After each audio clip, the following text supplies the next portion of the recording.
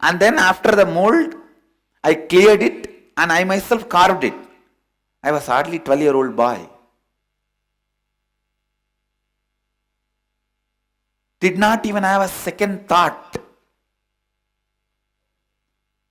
When I did and took it and gave it to my guru, she said, "This is your Lakshmi." She said, "This is your Lakshmi."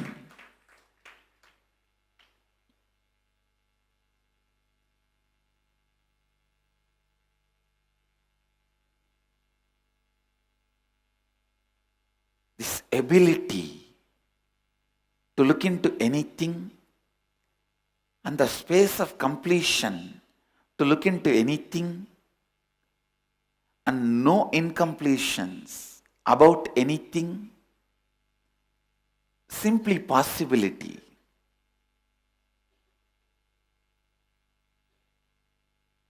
Everything is doable and do it. Not only doable, do it.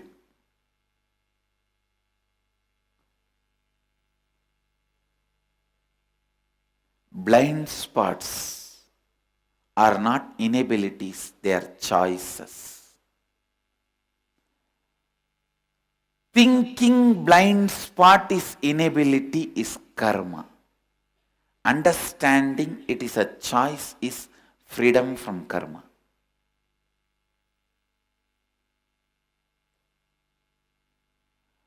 Don't even know about inability and possibility and simply you are living, making everything possible is vikarma.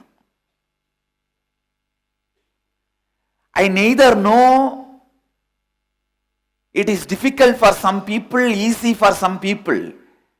I simply did it like breathing, like living. Still we have that Lakshmi deity with us. When I went and told the deity is so beautiful, I want like that one deity, she neither discouraged me, nor she started explaining how to get it. She said, make it, you can.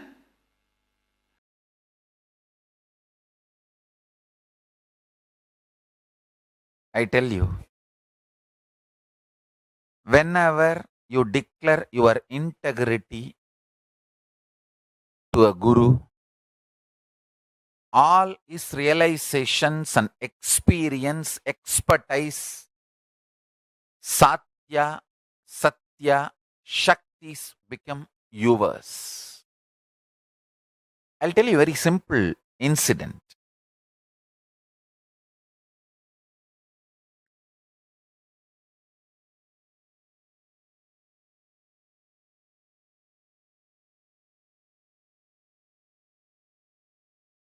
I heard this conversation between Raghupati Yogi, Kuppammal and Panduranganar.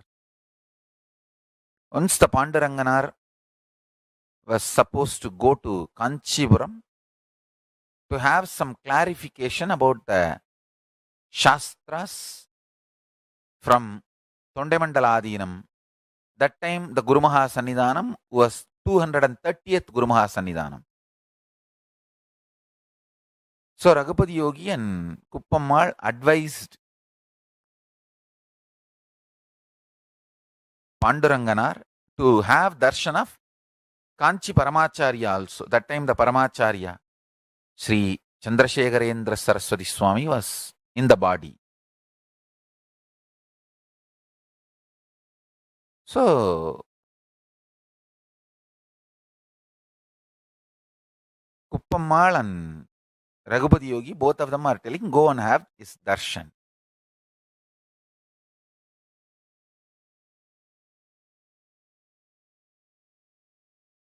Muruganar said, I don't know whether I'll have time because I have to meet Tondemandala Sannidhanam. So if I have time, I will plan. Then Raghupati Yogi said, no, you have to have his darshan because in many ways his expertise will help you. Then he was sharing an incident when these Swamis gathered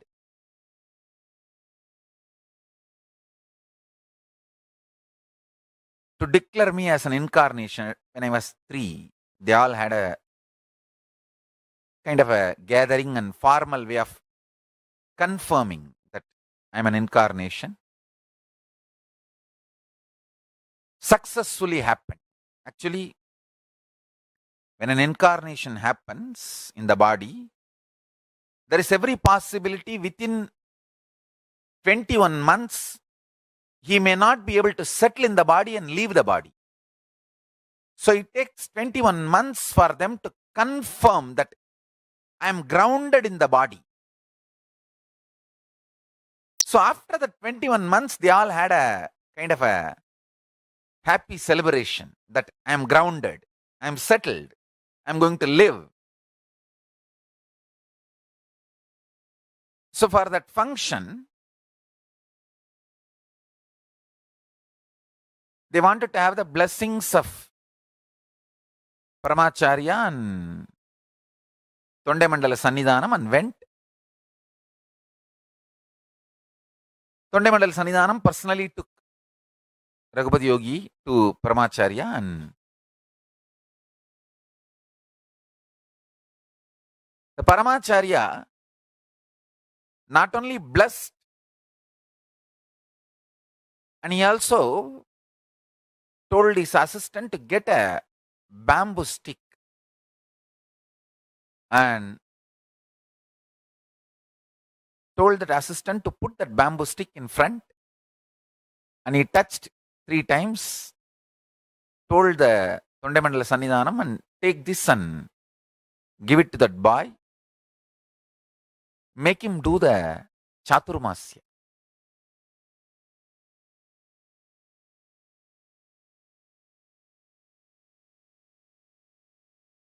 In Tamil he said, இப்பவே சாத்துர்மாசியம் பண்ண வச்சிருங்கோ,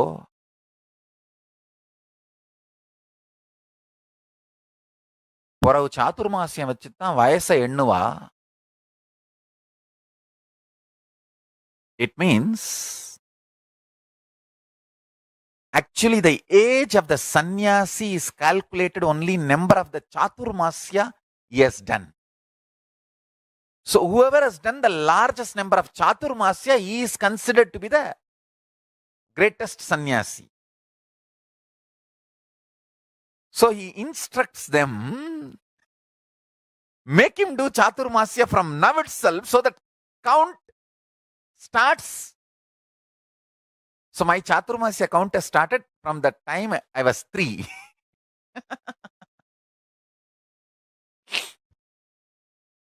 Actually, after 21 months, after 2 years only, they did the ceremony. So only from the 3rd year, the Chaturmasya started. That is the stick with which you see my first photograph. My first photograph with a danda, that was given, blessed by Paramacharya and brought by Tondemandala Sannidhanam and given to Raghupati Yogi, and Raghupati Yogi brought, and they all did all the ceremony, whatever needed, and they did, and rest is history. Raghupati Yogi remembered this and told Muruganar, that time he made a statement. பெரியவாளை பார்க்கும் பொழுது அவங்க சேர்த்து வச்ச ஞான சொத்தெல்லாம் யதார்த்தமா நமக்கு கொடுத்துருவா. Means when you meet great people in a natural way, all the great expertise and knowledge and experience they have will be given to us. I tell you, this is the Sankhya, the multi-dimensional logic of why you need to declare your conscious integrity to Guru. Because when you declare your integrity to Guru, your inner space is consciously aligned to Guru's inner space. Guru's inner space means Kailasa. Mahakasha, Kailasa.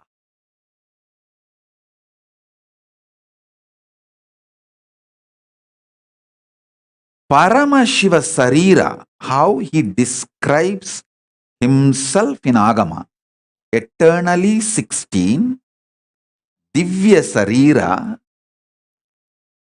can shape out of free will, can live as long as he wants to use that body. Ichha Mrityu. As long as he wants, he can use the body and then he can drop when he wants to drop. The Divya Sarira will become reality for you if you just add consciousness to your hunger. That's all I am telling you.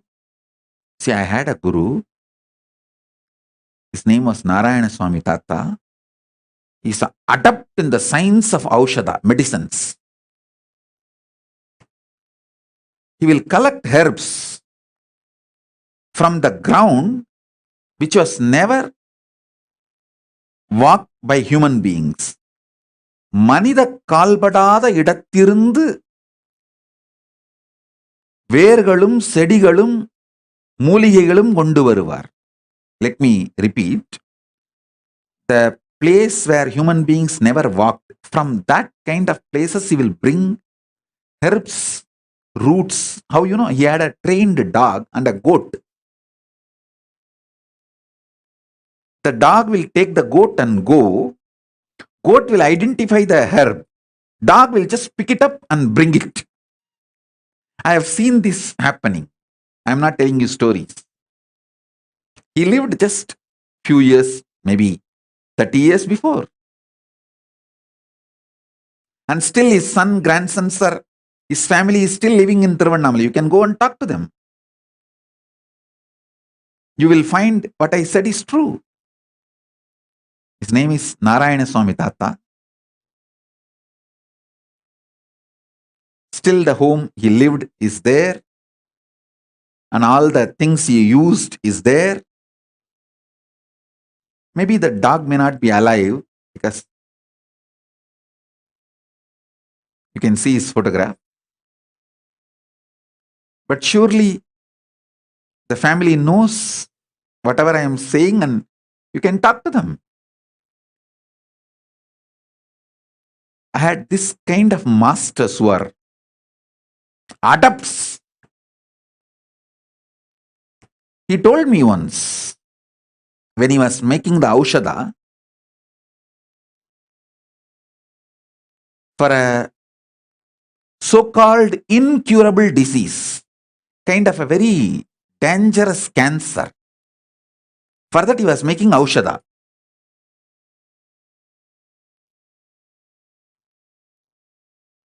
He collected too many things from too many sources and finally made the Aushadha. He called that disciple, or I should say that client, who came to him for healing, for medical care, medical help, Aushadha help, the customer. And he gave that medicine to him.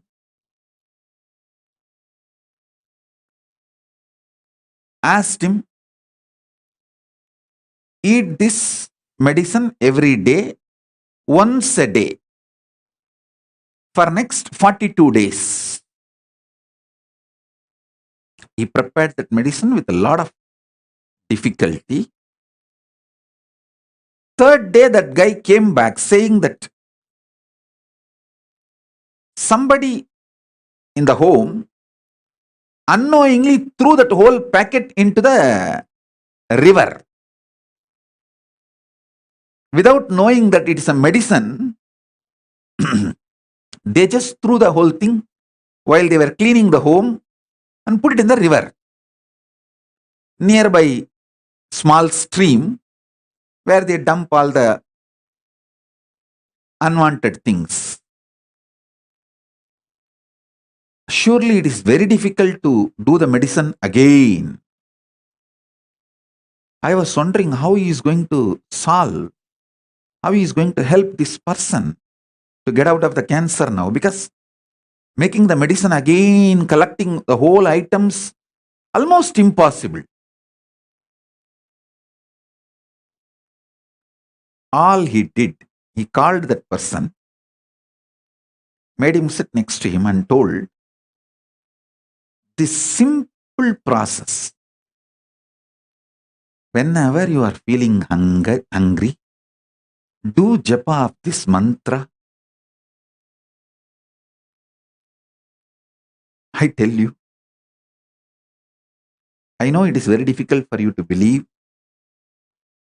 Maybe the power of his initiation, his words, energy. He said, whatever I made as aushadha, your body is capable of producing it when you add consciousness to your hunger. I tell you,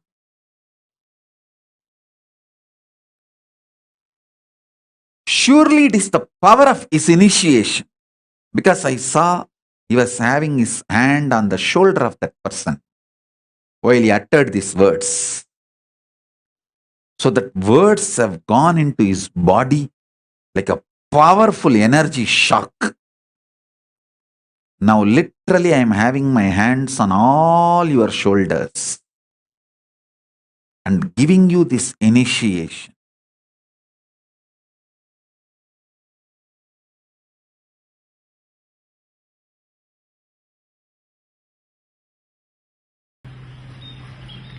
Love is not anyway related to two physical structures. Love is not anyway related to even your own physical structure.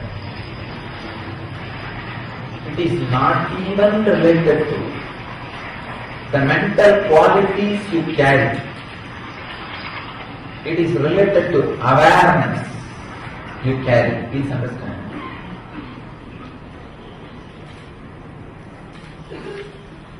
The awareness you carry naturally spreads its smell in your mental structure and in your body.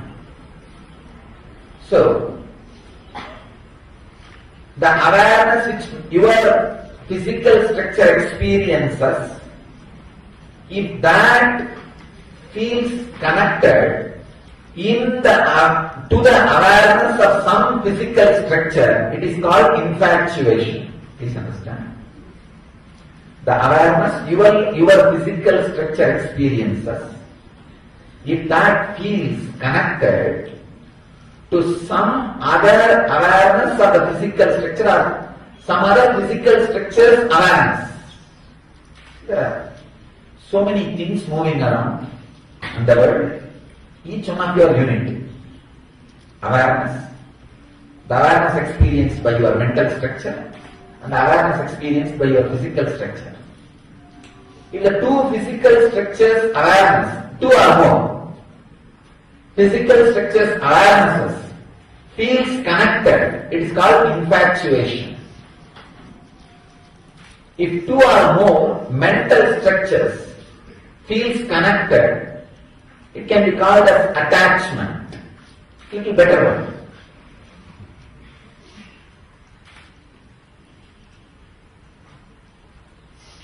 If one or more awarenesses, of course it's funny, you can't say awareness cannot have one or more.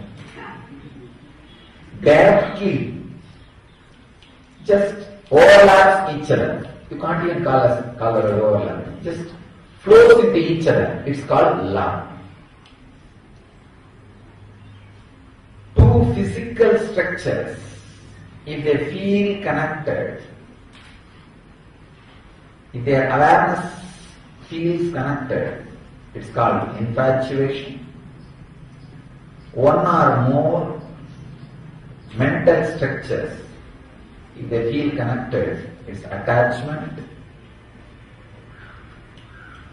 when awareness overlaps beyond the physical and mental structures, it is called love. Now, scan all your relationships with this understanding. Suddenly you will see all the problems related to your love, relationship, friendliness, possessiveness, worry, everything will just disappear.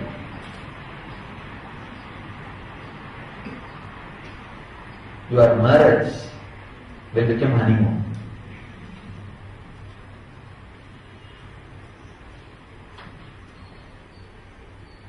It will become beautiful, living relationship. The greatness of sexuality is it will disappear. Understand? The greatness of sexual energy is it will disappear the moment the physical and mental structures feels connected and the awareness overlaps. All these magazines go on giving inspiration, tips, these middle-aged magazines. How to keep your sex life live. 10 tips, 20 tips, 30 tips.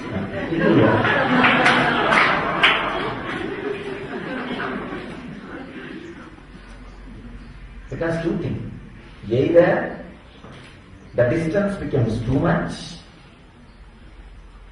means that awareness in the physical structure and awareness in the physical structure is not feeling connected. The distance is more.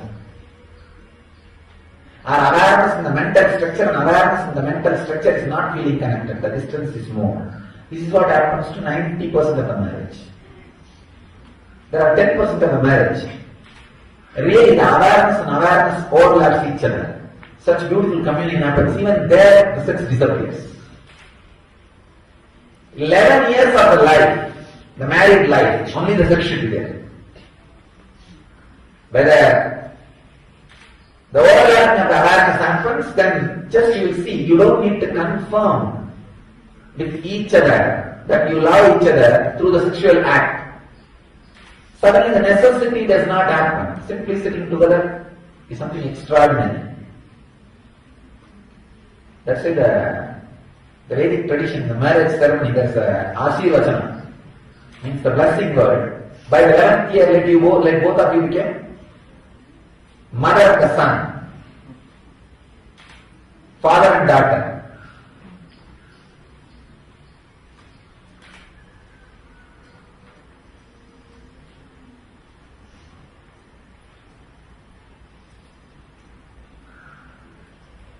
In both ways, if the distance becomes more or distance completely disappears, both ways the sex disappears. Just either sex is like a liquid, fluid, either it freezes cold like ice or it evaporates like a steam. If it evaporates as steam, your consciousness is levitated and your whole system evolves into enlightenment. It becomes cold, frozen, ice, you are caught in the ice bars. Understand this definition of love.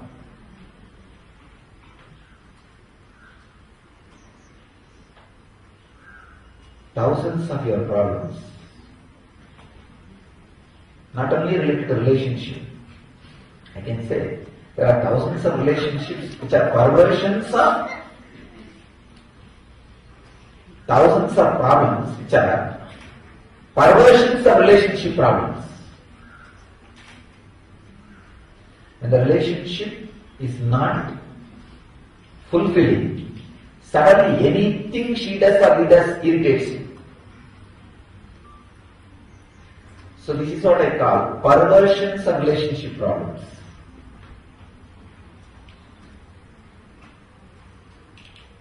If you know the real love, even intellectually,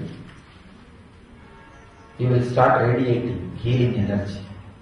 Healing does not mean just you will put your hand on somebody who is some way sick and that person will come out of his leg pain, stomach pain or headache or cancer. Put your hand on your own head. Feel all the headaches you have and you give to others. This is the healing stick I am giving to all of you. Understanding about karma. Feel this understanding in all your relationships. Sit and scan. What is my relationship with my father? How is it? What is my relationship with my mother? How is it? What is my relationship with my spouse? How is it? What is my relationship with my brother? How is it? What is my relationship with my friends? How is it? What is my relationship with the world? How is it? I have seen people wasting years just with their relationship with the dog. It is not love. It is not love. Foolish infatuation. Very third grade perverted infatuation. I tell you, having a pet deity, Ishta Devata, is 1,000 times better than having a pet dog. But these idiots, without understanding, having pet dog has become a fashion. Having pet deity is something like a old, outdated. Our healing process is based on love. So when you radiate love, love is the emotion which is immediately reciprocated by cosmos. Sex is the emotion which is immediately contradicted by cosmos. Please understand. Love is the emotion which immediately responded by anything in the cosmos. When you feel love, within few moments you will see it comes back to you from the cosmos. Immediately cosmos responds to it. The tree, the flower, mountain, the nature, everything responds to it. The sex, even your own body will be against it. See, when it is awakened, even your own body immediately will resist.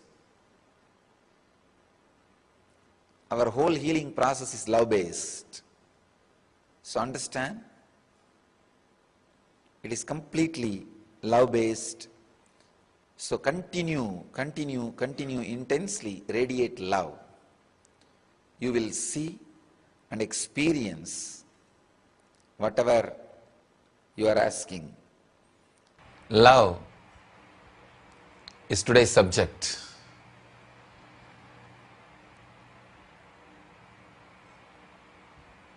It's almost talking about the whole cosmos, whole universe, all the energies which moves the cosmos, the very force, very life, very energy which is cosmos can be called as love. I'll talk about different dimensions of love, how love has become this matter, and love, how the love resides as energy inside this matter, and how love activates as energy the matter, and how love makes matter to move. I can say the beginning and continuous flow and end. Everything is love. The very life force is love.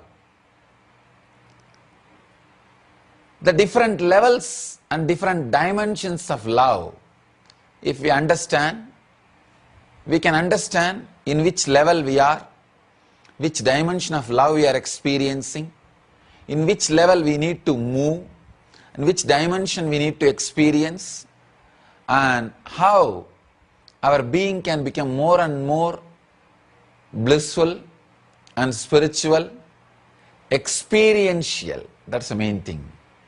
Understand, whenever you experience love, even if it is in the lowest form as you think. The moment you experience, the very experience leads you to the next level of love. For example, if you experience very low level of love, a crude form, just the physical level, if you really experience without any layer between you and that experience, suddenly that very experience makes you go to the next level, the higher level.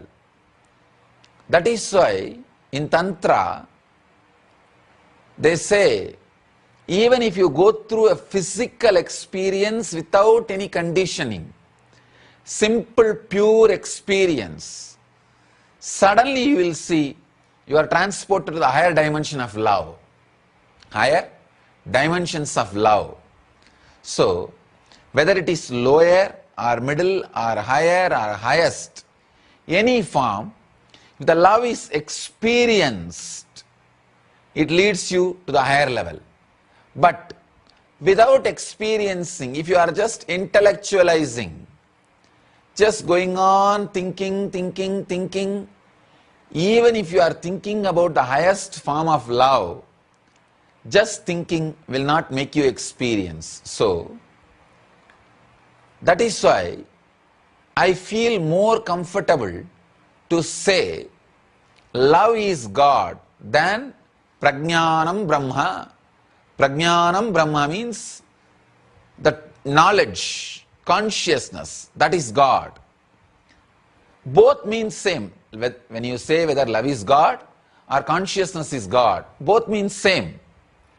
But the word love is God can be more applied in your life. The word love is God is not just a declaration, it is a technique also. If you start experiencing love, even in the lowest form, directly, it will lead you to the higher and higher and higher spaces. If you are only intellectualizing, conceptualizing, thinking about the love even in the highest form, it won't be leading you anywhere. That is why the people who go on thinking the Prajnanam Brahma, consciousness is God, knowledge is God, superconsciousness is God, they go on creating the different intellectual layers, but never experience love. Only a personalities like Shankara, who experienced love, when he says Prajnanam Brahma, it is experience, it is truth. Ordinarily, without experiencing the love, if you just go on repeating the word, the higher consciousness is God, Prajnanam Brahma, it is just nothing but a word, verbal game, pandits playing. So, first start experiencing the love even if it is in the lowest form. Whatever form it is available in your inner space, start living it. Our senses have lost its truth. Our senses have lost its purity. First thing you need to do, if you want to experience love, purify your senses. Means be alive in every sense. If you are looking, look intensely. If you are smelling, smell intensely. If you are listening, listen intensely. If you are touching, touch intensely. If you are tasting, taste intensely. Nothing. A simple technique I can give you to heal others. When you want to heal others, put your hand on that person. Just only feel the area your body is touching his body. Just be alive only in that zone. Forget about all other parts of your body, his body. Just be the touch. You will see, whenever you become just the touch, your love oozes out, radiates through the touch. When you become just look, your look will radiate love. When you become just listening, your listening will radiate love. If you just radiate love through the touch, just become the touch, you will heal the other being. You will heal the other person. You will radiate love. You will just radiate life. Removing the conditionings about the love. Either you are taught, if you love, you will be caught in bondage, or if you love, it will lead to suffering. What was the formula taught to you about love? That is a very major, important thing. How your love is going to end. Please understand. If you are taught right formulas about love, you will not have conditioning. If you are taught wrong formulas about love, that very wrong formulas will not allow you to relax in love. I have seen many people. They can't relax in love. They are not comfortable with love. So much of fear about love. So much of fear about love. They can't get into love. They can't relax into love. So much of fear. They will think, oh, I don't know what will happen to this love, how it will end, will it end in a wrong way, will this person also cheat me? If you are made to believe very clearly that all your love will end in pain, it will end in pain. You will be waiting to end it in pain. Because whatever you believe, you want to make it as reality and see it. Please understand. Your personality is such, whatever you strongly believe, you will make it as reality.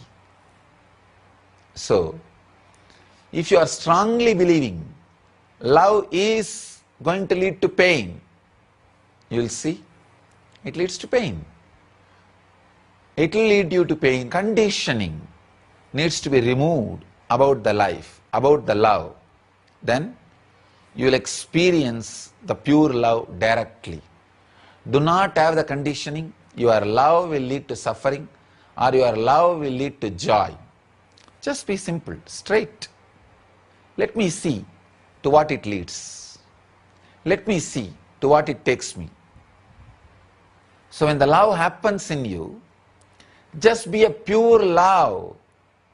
That is why I am saying, the ability to live in utter insecurity, to go with the love, to go with the flow of the love, makes you experience the real love, real life. Please understand, even if you are attached to life too much, you will not be able to love completely. The love will not be an experience in you. I have seen people, when they are attached to the particular secured way of life, they kill love in them. They decide, no, if I say yes to love, this secure life is in danger. Love is wilderness. Sometimes when it comes, it really happens in you like a wildfire. It happens in you like a wildfire. When you enter into that wildfire, even if you experience an ordinary hormonal way, a lust, suddenly you will see that lust gets burnt. See, there is a beautiful sutra in Bhagavad Gita, Brahmarpanam Brahmahavihi, Brahmagnau Brahmanahuti. See, when the real love happens in you, even your hormonal feelings, lust, when it comes along with the love, pour it in that pure love. Even the hormonal torture, the ordinary sex, the need for ordinary physical pleasure, when it is poured into the love, it will be purified. It will just be completely be purified. Attachment to life does not let you to burn yourself in the love. The pure love takes you beyond life and death. I can say pure love is Jivan Mukti, living enlightenment. There's a very beautiful story, the life of Shankara. It's a very beautiful story. Great meaning is there behind that story. As a young boy, wanted to become a sannyasi, but mother is not allowing him. One day he was taking bath in the river. A crocodile catches him and he is about to die. He cries, "Oh mother, at least now give permission for me to become a sannyasi. I will die as sannyasi, I will not be born again." Mother feels, so after all he is going to die, his last wish, let him become sannyasi. What to do? Nobody can save him. So she says, okay, you can become a sannyasi. The moment Shankara decides, I am becoming sannyasi, I am a sannyasi, then suddenly the crocodile disappears. He is left free and he becomes sannyasi. Very beautiful story. Please understand. The meaning behind that story you need to understand. Mother is attachment to life. Mother is the attachment to life. Please understand. Life in the very lower form. Very lower form, because the mother who is not allowing a son to become a Jivan Mukta, sannyasi, means she wants to possess him. She wants to keep him with her, under her. Please understand. The mother's womb may be very cozy, safe, great place to grow your body. But after 9 months, if you continue to stay there, it is neither good for you nor good for the mother. When time comes, you need to come out. Same way, psychologically, when time comes, you need to move out. You need to take your own responsibility. Mother who does not want to deliver the baby physically is harming the baby. Same way, mother who does not want to deliver the baby psychologically is harming the baby. Mother, the attachment towards life, an ordinary attachment towards the life. But his love for enlightenment means the pure fire of love is so strong, he is waiting for the situation. Then death happens in him. Means, please understand, whenever a small attachment for life tries to possess the pure fire of love, the love feels it like a death. Possessiveness is death for pure love. When somebody tries to possess the pure love feels it like a death. That is why whenever you try to catch the bliss, try to possess bliss, your hands will be empty. Beautiful breeze. If your hands are open, it will be on your body. Try to catch the breeze.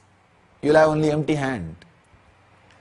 The possessiveness makes love feel like a death. That is what is that crocodile.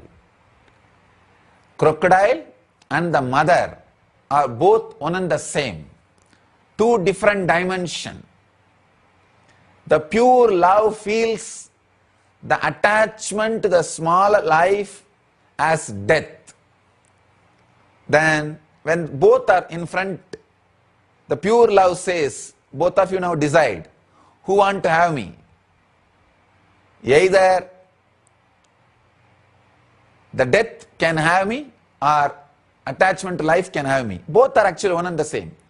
If the attachment to life, if the possessiveness takes over the love is dead. So if the possessiveness is taken over, if the possessiveness takes over the love, if the love is taken over by the possessiveness, it is death. So Shankara says, at least in death, allow me to be as I am. He requests the possessiveness. He requests the attachment to life. Suddenly attachment to life understands, yes, I am destroying him. Anyhow, if I stay with him, he will be destroyed. Let me move out. Let me relax. Let me settle down. Please understand, whenever you possess your lover, you are killing the love in him or her. You are reducing that person to an ordinary person. The joy which you had around him or her will simply disappear. Possessiveness reduces beings into matter. When the attachment to life understands, if it continues to possess love, pure life, it will reduce that into the death. It relaxes. Let's go. When the possessiveness is gone, death also has gone. The life, the love achieves enlightenment. That's the significance, meaning behind this beautiful story. Understand? It's a very beautiful story. Just see, when mother says, all right, you can become sannyasi, I'll lose my possessiveness over you, I give you the freedom. Suddenly death disappears. Crocodile is not there. Death is not there. When you take the possessiveness away from the love, suddenly love becomes enlightenment. When you take your conditionings away from the love, love becomes enlightenment. If you have any conditioning about love, love will lead to lust, or love will lead to suffering, or love will lead to joy, love will lead to bliss, love will lead to pain. Even if you have the conditioning, love will lead me to God, drop everything. Drop all conditionings. The first level you will see, love will lead to joy. That is the Muladhara level. Next, love will lead to safety, security. That is the Swadhisthana level. Love will lead to peace. That is the Manipuraga level. Worry-free life. That is the Manipuraga level. Love will lead to more and more love, energy. That is the Anahata level. Love will lead to bliss. That is the Anya level. Love will lead me to God. That is the Sahasrara level. But all seven are conditionings. Drop all seven. Love will not lead you to God. Love is God. The moment possessiveness, attachment for life is lost, death is lost, love is enlightenment. Love is God. As long as you think, even the idea, love will lead you to God, it will not. You are caught. So drop all conditionings about love, all statements about love. Make your body ready, pure, to experience love in any form it happens in you. First thing, make your mind ready to experience love without any conditioning as it happens to you. You will see love is God. Love is enlightenment. Love is Jivan Mukti. There is a beautiful question here. Swamiji, you said love activates matter. How can love activate matter and make it move?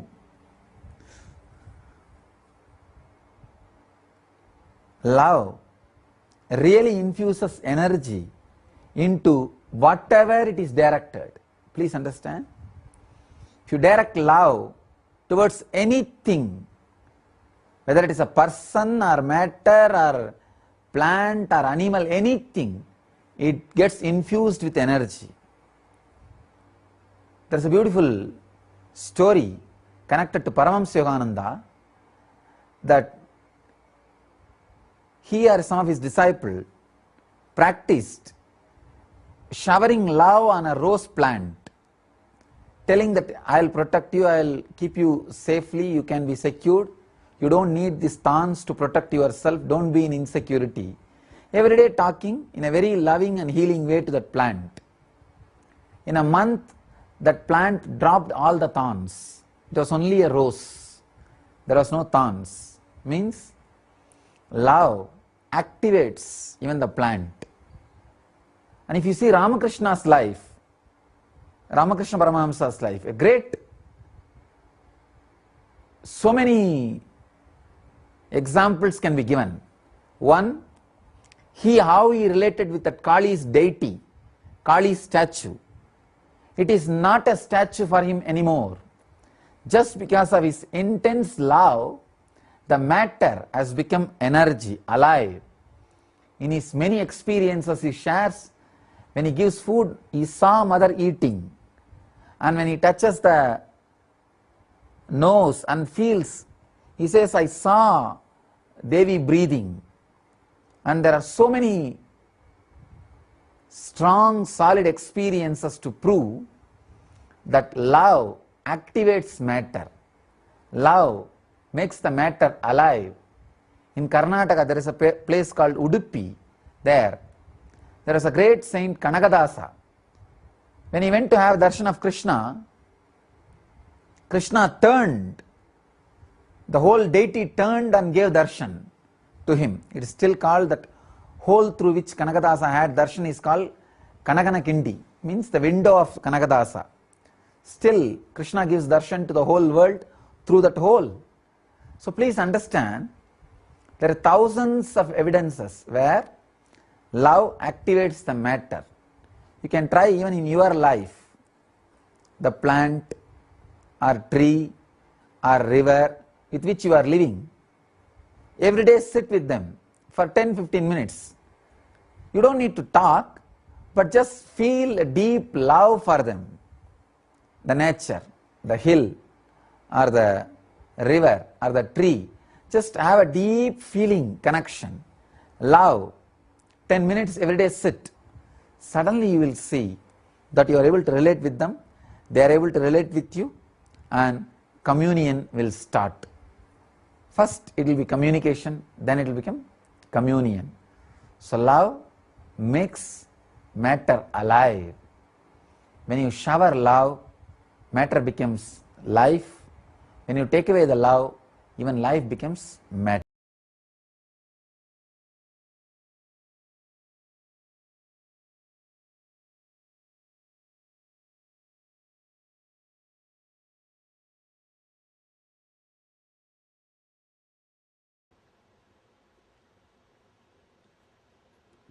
Basically, you have 3 layers of karma: agamya, prarabdha, sanjita. Sanjita is the karma which is like a bank, reserve bank. Whatever you did in your life, see, not only in this body, you have taken millions of bodies. In millions of bodies, whatever you learnt, you did, all those engrams put together is called sanjita. They use the word even samuchita. That's also one more Sanskrit word they use, sanjita. All of you are able to see? A little big I should write. Okay? Then, next, prarabdha. Prarabdha means, from this bank, you collect little bit and create your body and decide to enjoy all those karmas in this body. Hey, apne. This is prarabdha.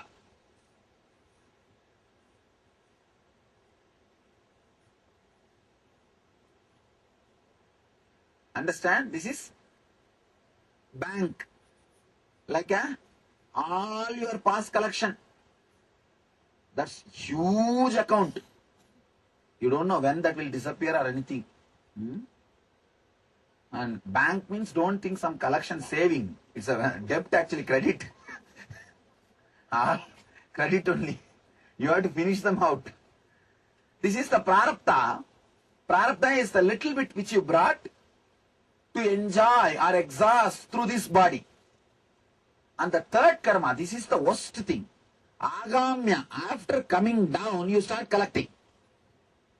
That is the worst thing. Agamya.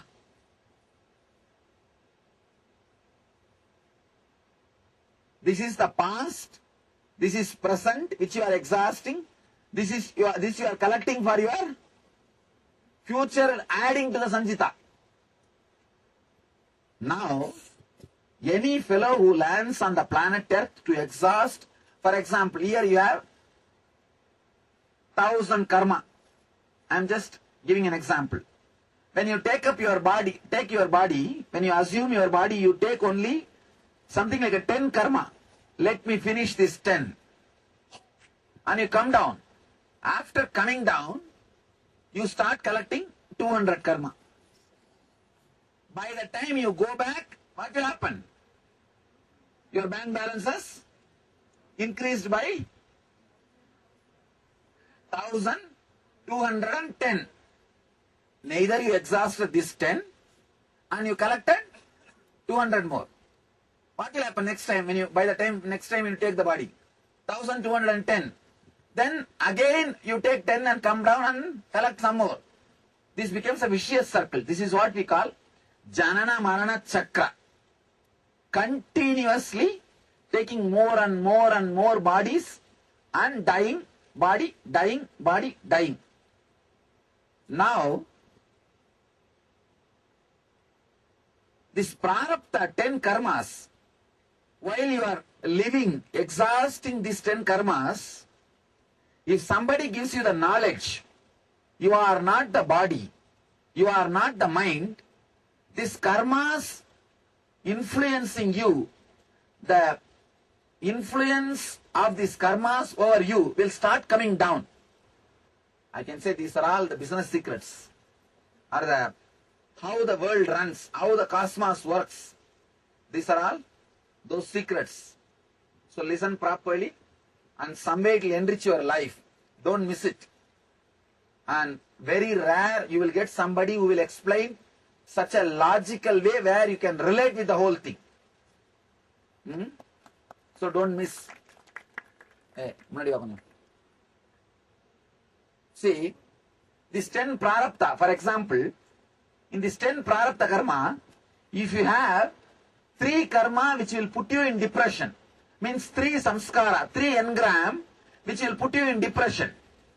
3 engram, depression engram, we can say D, depression engram. Whenever the 3 engrams put you in depression, if you learnt how to come out, this 3 will start losing its power over you. It means what? In the 10, 3 has become less. 3 has become less. Whenever you reduce the influence of prarabdha on you, you are accumulating new karma. Agamya will come down. How you know? These 3 karmas have got, these 3 some engrams have got power over you to put you in depression. See, these 3 engram, if they have the power to put you in depression, if you continue, if you obey those engrams and fall in depression, these 3 will not be just 3, they will become 10.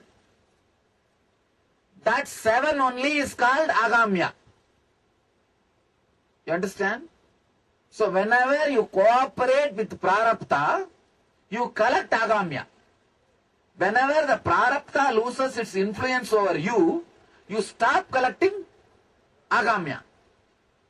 So when this influence, this 10 engram influence over you stops, means the agamya collection will stop. Bringing you back to the joy or the pure inner space, the unwavering, undisturbed inner space, not only reduces prarabdha's influence over you, stops the number of engrams getting collected as agamya. Initiation means the ideas, knowledge which brings you out of these depressive thoughts, which brings you out of the depressive thoughts, means the knowledge which brings you out of the influence of these 10 thoughts.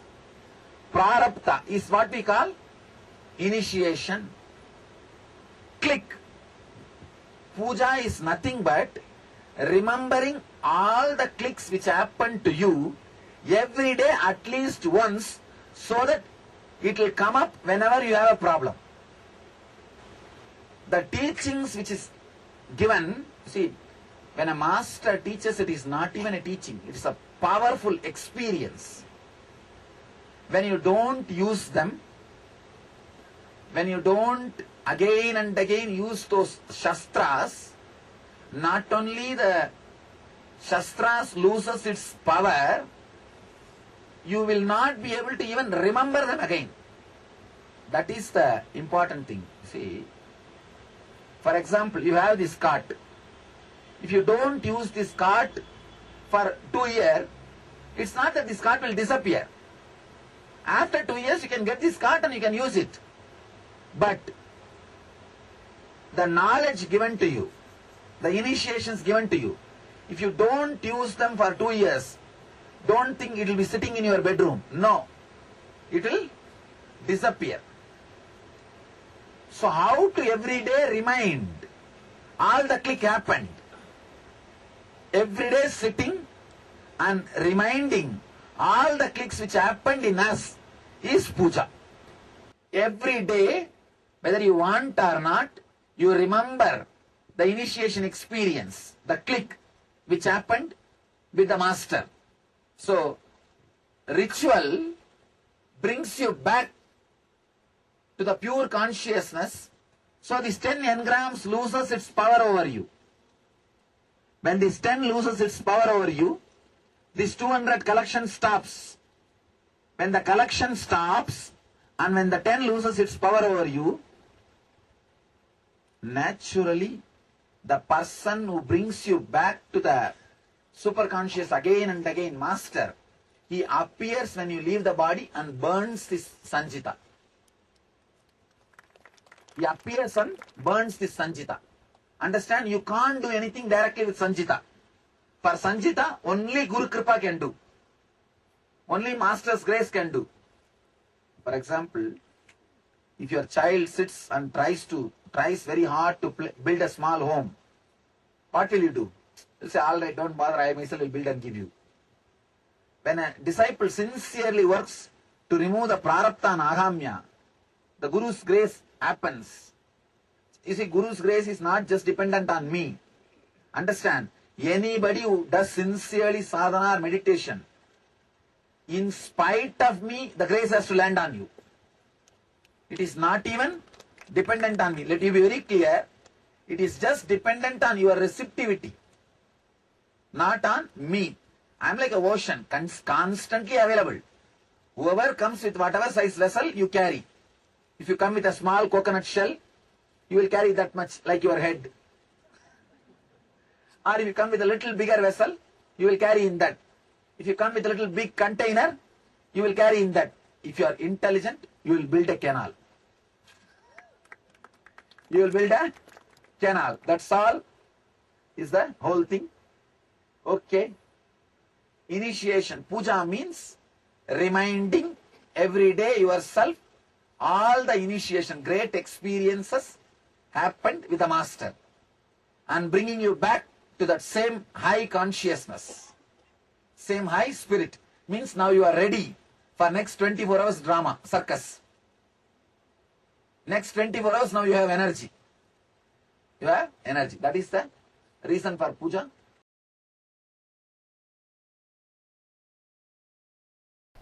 I still remember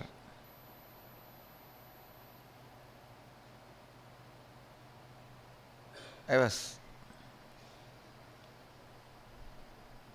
8 or 9-year-old boy sitting with two of my gurus.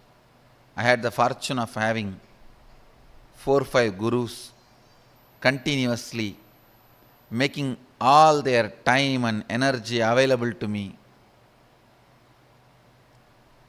So two of my gurus, I was sitting with two of my gurus,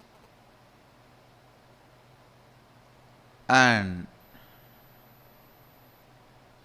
the temple bell rang. The lifestyle in Arunachala is so beautiful. You know it is morning only when you hear the temple bell. You know it is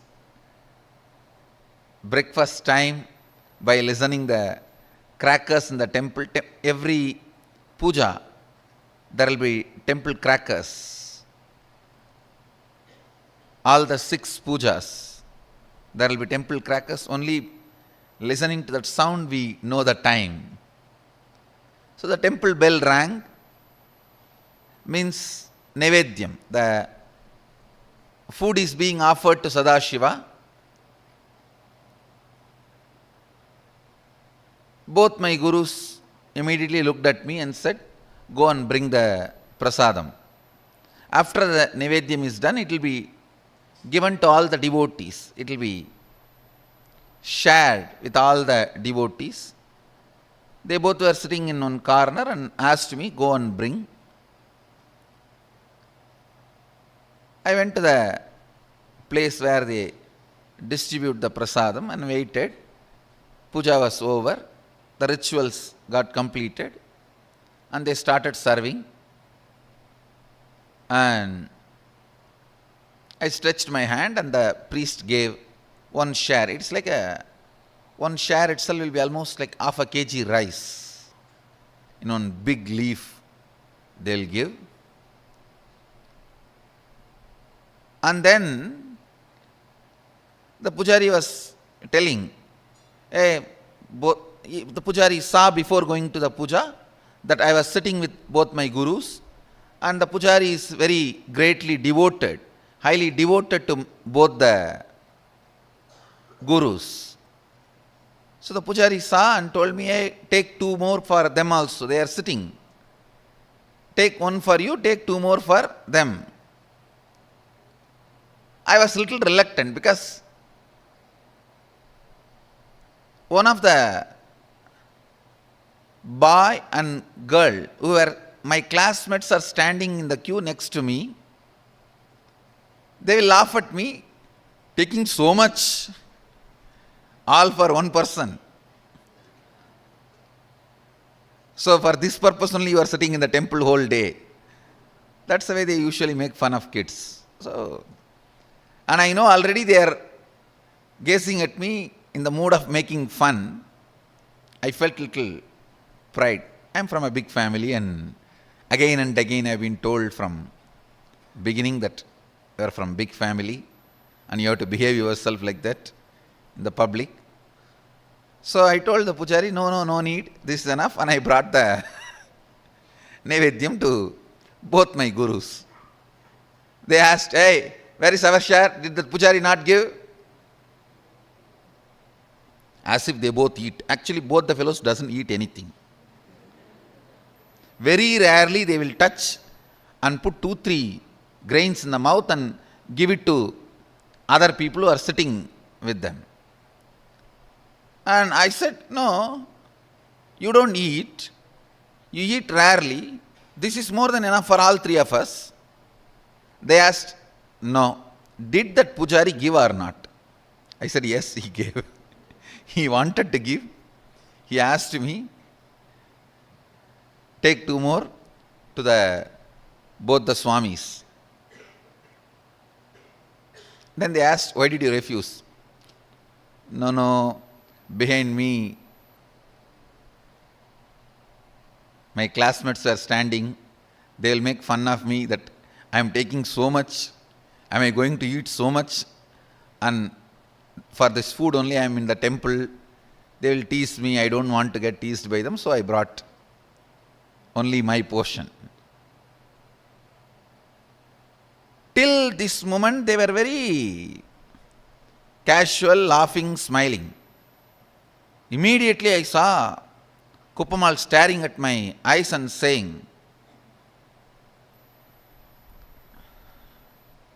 go to their shop street and beg and bring the food. That's the word she uttered. They both own a shop. This means their father owns a shop. The same street where my father also owns shop, and the whole street is literally ruled by my grandfather. He is the head of that whole association. So I always walk in that street with the pride. I'm a grandson of this guy, you know. And all the shop owners are either family or friends. So any shop we enter and eat anything, whether it is jaggery or dal or anything in any of the shops is free, and we'll directly go and sit. And in village actually we know literally everyone's name. And it's a different lifestyle. But in that same street I have to beg now. All will make fun. What happened to your grandfather and his wealth? They will ask all questions and they will tell my grandfather. That is the next problem. That your grandson is begging in the street. Why you are not giving food for him? Of course, one good thing I had. I think this is the greatest boon Sadashiva gave. Just obeying the Guru Vak. I think that's the greatest wealth I brought with me, I tell you. The future may think, future may describe various things as my main contribution. Some may say my Gurukul is my contribution, and some may say the science of manifesting powers is my great contribution. Some may say science of enlightenment is my great contribution. But I tell you, the greatest thing I brought, which was useful for me, is surrender to the Guru Vak.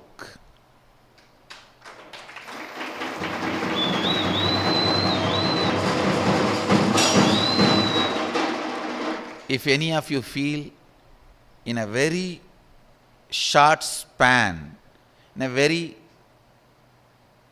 young age, in small number of years, I have done big work.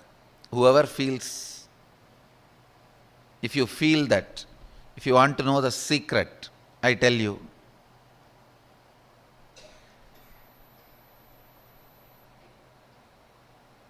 complete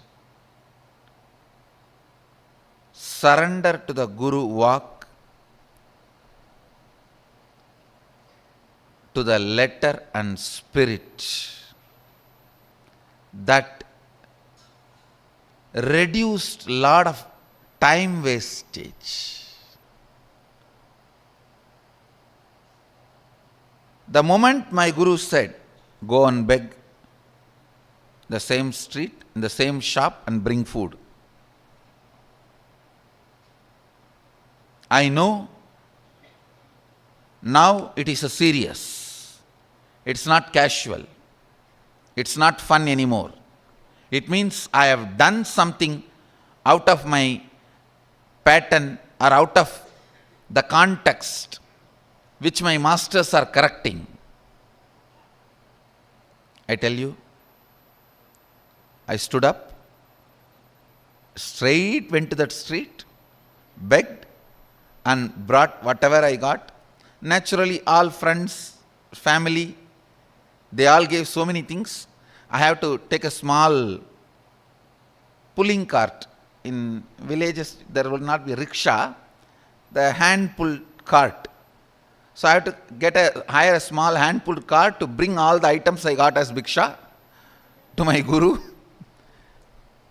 So I hired a small vehicle and brought the whole thing and put it at the feet of both the Gurus, and I realized, understand, that was one of the greatest realization I had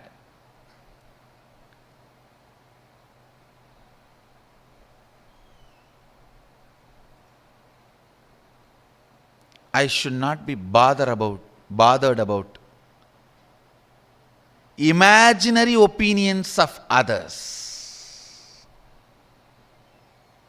I tell you,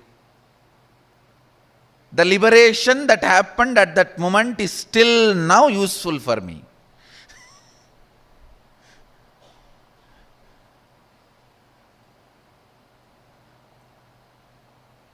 Next day, I had a chance to talk to both my friends. They were asking me, hey, why were you going for bhiksha in all the shops? Did you do any prayer or is it any divine commitment? In villages, we have a habit that if somebody is sick, they pray to Venkateshwara and Kuladevata, that they will go for bhiksha and bring and offer it in the undi. Still we do that. Every Puratasi month, all the Vaishnavas, they go for bhiksha and take it and offer it to Vishnu temple, and Shaivites, every Margasirsha month, go for bhiksha and offer it to the Shiva temple. They asked, when both the friends asked me that, hey, did you have any prayer? Why were you begging? In the mind I was thinking, only you fellows are responsible for my begging. And only now I understand, you guys did not even have the idea which I was thinking you guys will be having. Understand, if you understand this one truth, the amount of time you are wasting in your life without moving towards your goal will be cut 80%. I am telling you.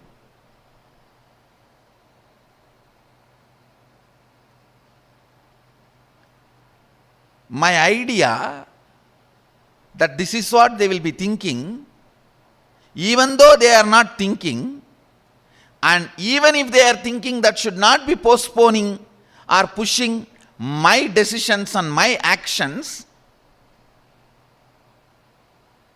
But imagining this is what they will be thinking and not doing what I am supposed to do. Please understand, this is one of the most powerful, sickening patterns in which all of us are stuck. Sickening pattern. Yes, if I worked on completion, I myself would have got out of that pattern, but when I am 50, fortunately, I had that implicit surrender to Guru Vak. It only took 50 minutes for me to get out.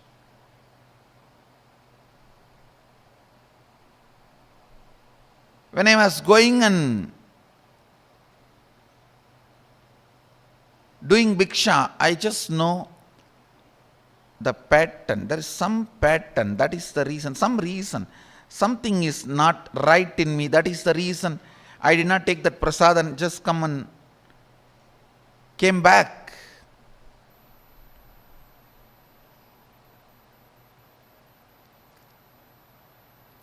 Not taking the temple prasad and coming back is too small act. It's not a big thing. And if they just shout from where they are sitting, the priest himself will bring and give it. Because it was only audible distance. They were sitting inside the temple only. They could have shouted, hey, get the Nivedyam, and he would have came and given. The act is too small, but they know the reason is too bad. That pattern cannot be allowed to live in me.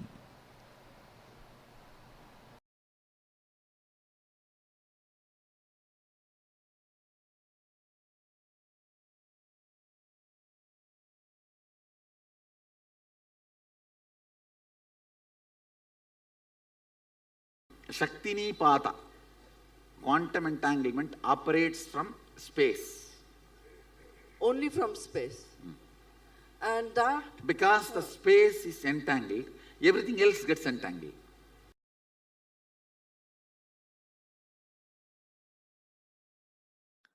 In quantum physics, there is a term entanglement. Means, when one energy source entangles with another, they interfere with each other.